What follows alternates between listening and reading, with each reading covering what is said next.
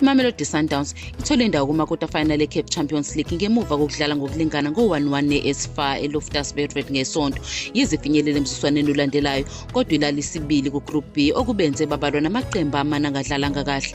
Manje iSundowns izodlala nelilodwa lamaqembu amathathu kuma-quarter final, i-Orlando Pirates asezweni layo, i-Al Hilal yaseSudan noma i-Esperance yaseTunisia. Kodwa umqeqeshi weSundowns uMiguel Cardoso akakhathazekile, uthe kuhle ukuthi bathole umphumela bebewudinga ukuze baqhubekele phambili. UCardoso uthe wonke amaqembu emzukwaneni olandelayo aqinile kodwa adlala ngendlela ehlukile. Ukuqeda isibili eqoqweni akulushintsha uhlelo lwabo, ufuna iqembu ligxile emzukwaneni olandelayo lingabe lisacabanga ngemidlalo edlule. uCardoso ujabule ngokuthi abanye abadlali bebelimele noma bangakwazanga ukudlala bazobe bekhona kuma-quarter finals.